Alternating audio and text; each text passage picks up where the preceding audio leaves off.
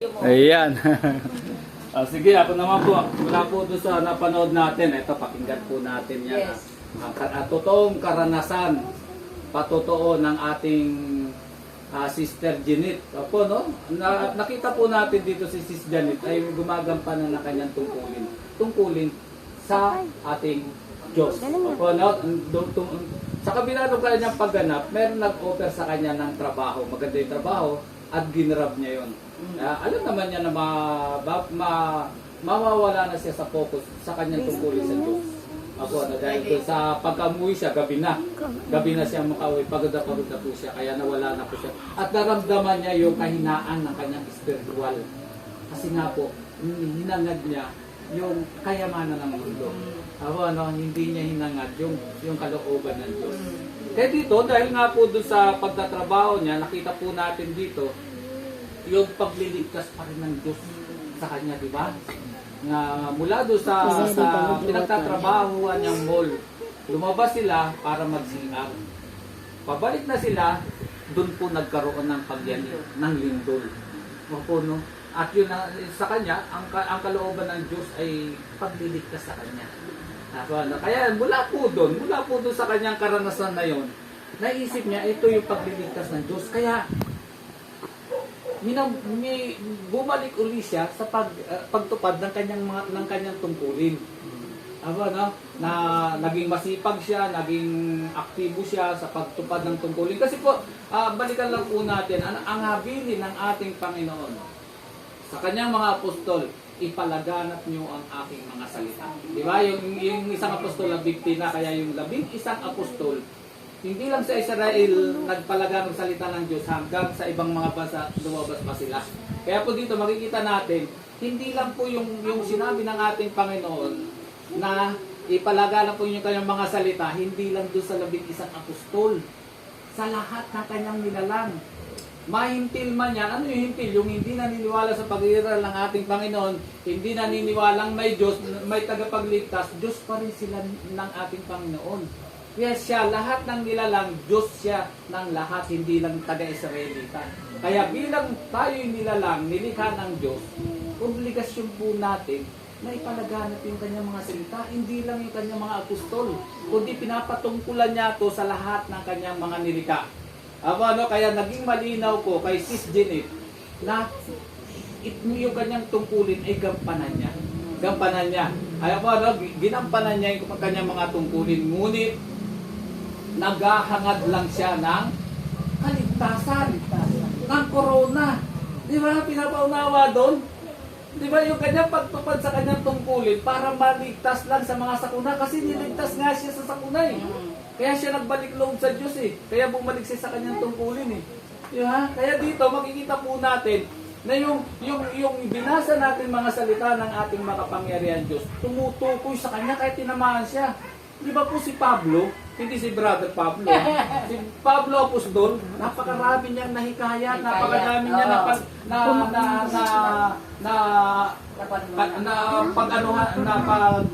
pagbahagina ng salita ng Diyos, ng ebanghelyo ng ating Panginoon. Pero ano yung hinihintay niya? Pagpapala, corona, di ba? Ganon din to si Sis Janet na ang hinahangad niya. Kaya pala siya bumalik sa kanyang tungkulin, tumupad sa kanyang tungkulin para makaligtas siya sa mga sakuna, sa mga matitinding mga sakuna. Ang hinihintay niya pagpapala. Opo, pagpapala, corona, katulad ni Pablo. Di ba po? Kaya dito makikita po natin, yung balikan natin sa lumang tipan. Ang lumang tipan po, pinaunawa dahil naalam sa atin ang kasalanan.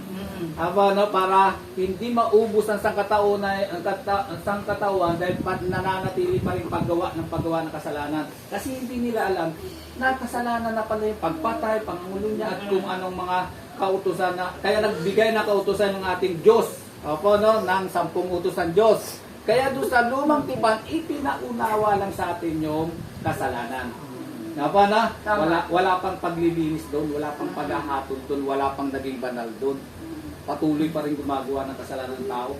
Sa bagong tipan, puspos ng kahabagan, mapagmahal, maibiging Diyos ng ating Panginoong Yesus. Tinubos yung ating mga kasalanan sa pamamagitan ng sarili niyang buhay, ipinako sa krus. Ang banal niyang dugo, tinubos ang kasalanan sa katawan, pero nananatili pa rin ang tao gumagawa ng kasalanan. Mangungumpisal sa gabi, gagawa ng kasalanan sa araw. Kaya po dito, makikita po natin dito, doon sa panahon na sa yugto ng biyaya, sa panahon ng pagpapako ng pag-aalay ng ating Panginoong Hesus, wala pang paglilinis. Di ba po? Wala pang naging banal.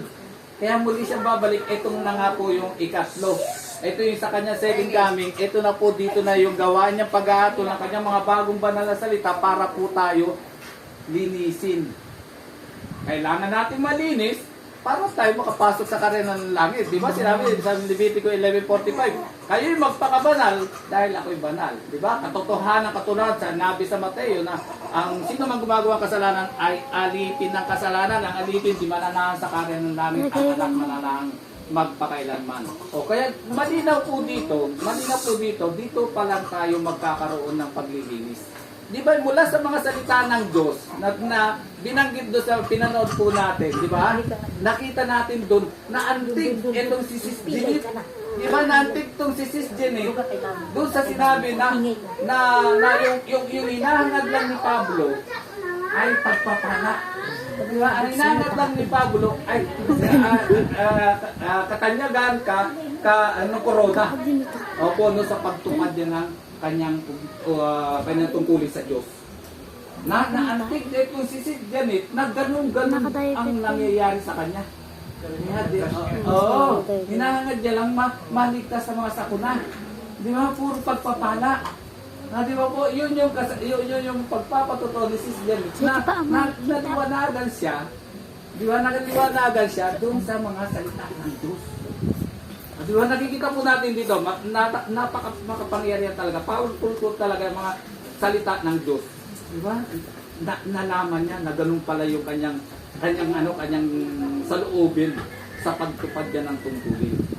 Kaya dito po, makikita po natin, sa panahon po ng biyaya, sa panahon ng ating Panginoong Hesus, ay puro pagpapala, puro pagbibigay, di puro pagtuturo. Di ba po? Tapos na yun. Tapos nang gawin ng ating Diyos yun. Nandito na sa second coming, ang gawain niya po dito ay paglilinis. Ano po, hindi na paghingin natin ng material bagay, ng mga pagpapala, ng kaligtasan. Di ba? Pinapatuto ni Sis Janet kahit na anong klaseng kamatayan o kahit dumapo sa kanya ang mga sakuna, ay tanggap niya na. Kasi ginagawa niyang tungkulin ay hindi na naghihintay ng kapalit. Kaya dito, ang pagpapatotoo na po ngayon dito sa ikalawang pagparito ng ating Panginoon kung paano nalinis ng mga bagong salita ng ating makapangyarihan Diyos. Kung paano nakawala sa ugat ng kasalanan ng hilika ni Satanas. Kung paano nabunot yung simple nature na nagpahirap sa mahabang panahon sa atin na paulit-ulit nagkakasala. Hindi nakapatawaran sa ating Panginoon kahit 100 beses tayo patawarin ng ating Panginoon. Susunod na buwan, same na kasalanan gagawin natin. Di ba? Kaya dito nga, ito kanyang muling gawain pagliligtas sa Diyos, paglilinis na.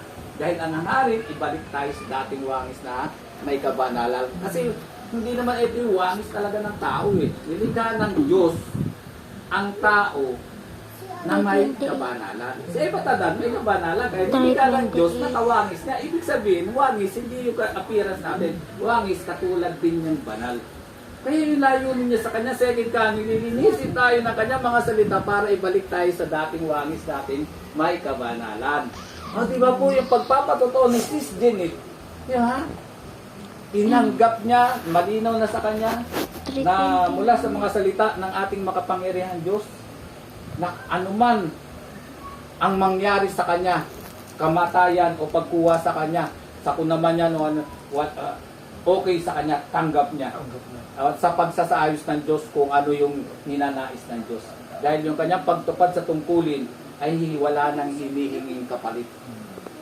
Yun na yung ikaibahan ng pagpapatotoo sa reliyosong mundo dito sa iglesia ng makapangyarihan Diyos, dito sa bagong mga salita ng ating makapangyarihan. Ang pagpapatotoo po natin dito ay kung paano nakawala sa gapos ng kasalanan.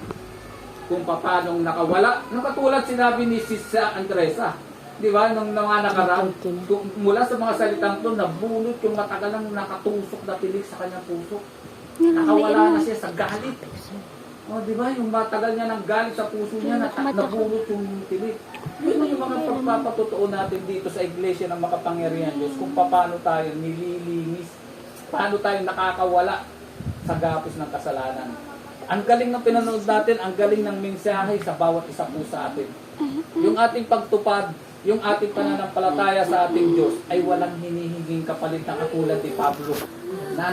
Kaya siya gumagawa ng kanyang tungkulin para lang sa korona at pagpapala. Na dito po, sa Iglesia na Makapangyarihan, mula sa kanyang mga makapangyarihang mga salita, dito tayo inilalantad tayo, inilalabas yung ating mga katuwalian at mula doon tayo unti-unting nililinis nang hindi na tayo magpabalik-balik doon sa paggawa ng kasalanan. Amen po ba? Amen. Thank God po. Amen po. Sige po, baka may pahabol pang magbabahagi po. Sige po. Sige po. Patutuloy yan. Ganda ng ano natin. Okay na, Bunso?